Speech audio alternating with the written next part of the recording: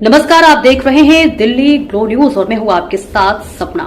चलिए रुक कर लेते हैं आज की बड़ी खबरों की ओर। सवाल जानना चाहिए, आज जो बाबा साहब अम्बेडकर की जिस तरह पुण्यतिथि है, आपने श्रद्धांजलि अर्पित की, कैसे आपने? देखिए, महापरिनिर्वाण दिवस के अवसर पर डॉक्टर बाबा साहब अम्बेडकर जी को कोटि कोटि अभिवादन करने के लिए मैं और मेरे परिवार यहाँ पर आया हुआ है। देखिए, आज का दिन सबसे महत्वपूर्ण है। सिर्फ दो बातें कहना चाहूंगा।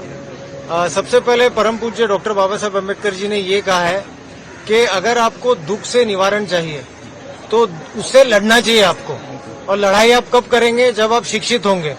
ज्ञान के बिना अगर आपने लड़ने मैदान में उतरे आप, तो आपकी हार निश्चित है। तो ये सबसे पहले इसका पालन करना चाहिए। और दूसरी सबसे इम्पोर्टेंट बात यह है कि हमारे परम पूज्य डॉक्टर बाबा साहब अम्बेडकर जी ने त्रिशरण और पंचशील को अपनाया है। और आज हमारे राष्ट्र के सामने जो सबसे बड़ा मुद्दा है नशा मुक्ति का, ड्रग्स का, तो अगर आप उसको पंचशील को ठीक से देखेंगे, उसमें पाली में कहा गया है, सूरा मेरे मज्जा पमाड़ अथाना वेर मणि सिक्खा पदम समिध्यानी। उसका अर्थ यह है कि मैं हमेशा नशे से दूर रहूंगा, मैं हमेशा नशे का पालन, नशे का सेवन बिल्कुल भी नहीं करूंगा। तो ये आज बहुत महत्वपूर्ण है हमारे लिए, आज के जीवन में, आज के 21वीं सेंचुरी में, जो हमारे परम पूज्य डॉक्टर बाबा साहब अम्बेडकर ने 1956 में बताया था। तो इसके लिए इन सिद्धांतों का पालन कीजिए। और मेरा तो जीवन इन सिद्धांतों को अभी प्रचार करने के लिए ही है और अंत तक करते रहूंगा। जय भीम, जय हिंद, जय महाराष्ट्र। एक और सवाल जानना चाहेंगे आपसे, क्योंकि थोड़ा पॉलिटिकल है, क्योंकि राहुल, देखिए, मैं पॉलिटिकल नहीं हूँ, मैं सरकारी अधिकारी हूँ। आपको लगता है संविधान वाकई अभी जिस प्रकार से प्रधानमंत्री? देखिए, मुझे सिर्फ और सिर्फ इतना कहना चाहूंगा, जो हमारे डॉक्टर बाबा साहब अम्बेडकर जी ने हमें जो संविधान दिया है, हमें उस पर गर्व है, हमें उस पर नाज है। और हमारे एक सरकारी अधिकारी होने के कारण हमारी सांसों में संविधान बसा हुआ है। Thank you very much. देखिए, आज भारत रत्न परम पूज्य डॉक्टर बाबा साहेब अम्बेडकर उनका महापरिनिर्वाण दिन है। आज मुझे यही लगता है कि एक औरत होने के नाते जितनी सुविधाएं और जितना प्रिविलेज उन्होंने औरतों को उपलब्ध करके दिया है, हमें एक ह्यूमन बीइंग जैसे इंसानी तौर पर जीने का हक उन्होंने दिया है। और आज मैं एक औरत होने के नाते यही कहना चाहूंगी कि हर एक औरत ने अपने जो राइट्स है, उनके हक है, उसके लिए लड़ना चाहिए। उनको एजुकेशन लेना चाहिए।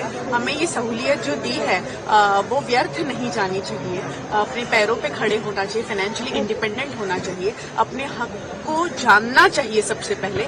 और डे टू डे अपनी जो दैनंदिन जीवन है उसमें डॉक्टर बाबा साहेब अम्बेडकर इनकी जो सीख है उसका पालन निश्चित करना चाहिए। मैम, आपने कहा है कि महिलाओं का हक तो मिलना चाहिए। आप भी एक महिला भी है, एक्टर भी है, लोगों को आप कहीं ना कहीं समझ भी करते हैं। आप महसूस करते हैं कि आप सुरक्षित है, क्योंकि विपक्ष लगातार आरोप कर रहा है कि महिला देश में सुरक्षित नहीं है। क्या आप मानते हैं कि महिला सुरक्षित है? देखिए, मैं तो महसूस करती हूँ कि मैं सुरक्षित हूँ। और मुझे आज भी मुंबई जैसे शहर में रहती हूँ, जहाँ पे अगर मुझे काम खत्म करके 2 बजे भी घर पे आना है तो मैं आ सकती हूँ। और स्थिति बदल रही है, हर एक गांव में, हर एक शहर में आत्मनिर्भर हो रही हैं औरतें। और अपने जो पुरुष बंधु भी हैं वो औरतों को सपोर्ट कर रहे हैं, उनके कामों में सपोर्ट कर रहे हैं। भले वो कोई मेकअप आर्टिस्ट भी हो, मैंने देखा है, मेरी मेकअप आर्टिस्ट है, लेडीज है, और उसके जो हस्बैंड है 2:30 बजे भी पैकअप होता है, वो लेने के लिए नीचे आते, खुद की बैंक की नौकरी करने के बाद भी। तो मुझे ऐसा लगता है कि ये सीख कहीं ना कहीं अब अंदर पियर्स होते जा रही है, अंदर अंदर जा रही है लोगों के मन में, दिलों में। और वही आज सपोर्ट कर रहे हैं अपनी बीवियों को, अपनी बहनों को, अपनी माताओं को, अपनी बेटियों को। तो जरूर एक ना एक दिन एक चेंज जो होता है ना, उसको भी एक बदल रहा है। ऑफ कोर्स मेरा कहना यही है कि चेंज लाने के लिए टाइम लगता है, और वो टाइम लगेगा, लेकिन वो चेंज जरूर होगा। Thank you so much.